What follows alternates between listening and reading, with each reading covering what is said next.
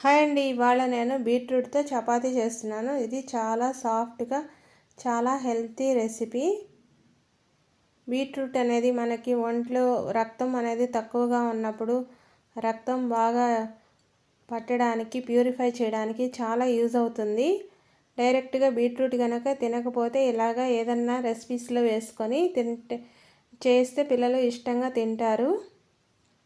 ఎలా తయారు చేయాలో ఈ వీడియోలో చూద్దాము. ముందుగా 1 కప్పు గోధుమ పిండి తీసుకున్నాను. ఒక చిన్న సైజు బీట్రూట్ తీసుకున్నా. ఇప్పుడు ఒక బౌల్ తీసుకునేసి అందులో 1 కప్పు గోధుమ పిండి తీసుకొని ఇందులో కొంచెం సాల్ట్ కూడా వేసుకోవాలి. ఇప్పుడు ఈ బీట్రూట్ మీద ఉండే పైన పీల్ అంతా తీసేసి బీట్రూట్ని నీట్గా సన్నగా తురుముకోవాలి. మరీ సన్నగా కాకుండా మీడియంగా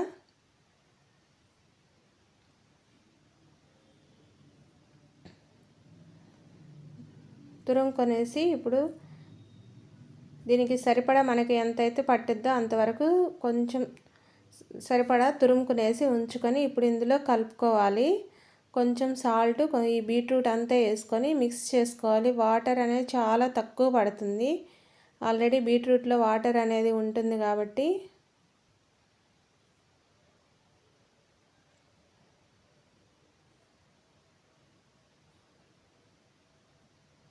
మార్నింగ్ బ్రేక్ఫాస్ట్గా కానీ నైట్ టైంలో కానీ ఇలా హెల్తీగా చేసుకోవచ్చు. మనం బీట్రూట్ని కర్రీలోనే కాకుండా ఇలా గోధుమ పిండిలో ఇలా వేసుకొని చేయడం వల్ల చాలా రుచిగా ఉంటుంది ఈ చపాతీ అనేటివి.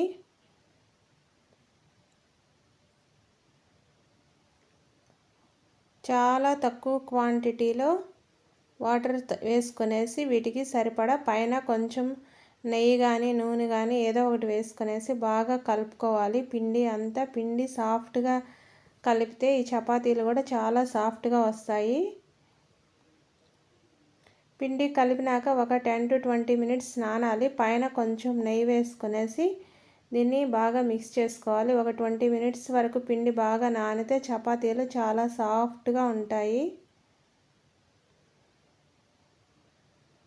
ఇప్పుడు వీటిని మనం చిన్న చిన్న ఉండలుగా మీడియం సైజు ఉండలుగా చేసుకునేసి చపాతీలాగా చేసుకుందాం. 1 కప్పు పిండికి ఇప్పుడు 4 చపాతీల దాకా అవుతాయి ఇవి.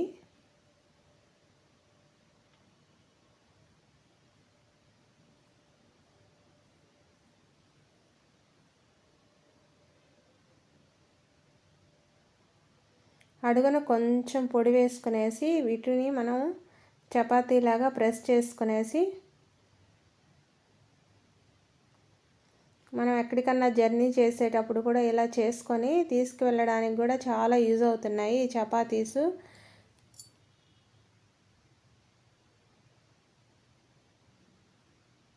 ఇప్పుడు స్టవ్ మీద మనం పాన్ పెట్టుకొని కొంచెం హీట్ అయ్యాక కొంచెం అడుగున నెయ్యి వేసుకోవాలి. నెయ్యి వేసుకున్నాక ముందుగా ప్రిపేర్ చేసుకొని ఉంచుకున్న ఈ చపాతీని కూడా ఇందులో వేసుకునేసి సిమ్లో ఫ్రై చేసుకోవాలి. మరీ హైలో పెడితే లోపల బీట్రూట్ అనేది తొందరగా కుక్ అవ్వదు. పైన కొంచెం నెయ్యి కూడా వేసుకునేసి అటు ఇటు కొంచెం ఫ్రై అయితే సరిపోతుంది. చాలా బాగుంటుంది, చాలా హెల్తీ రెసిపీ. టేస్టీ బీట్రూట్తో చపాతీ రెడీ అయిపోయింది. మా వీడియో కనుక నచ్చినట్లయితే లైక్ చేయండి, సబ్స్క్రైబ్ చేయండి.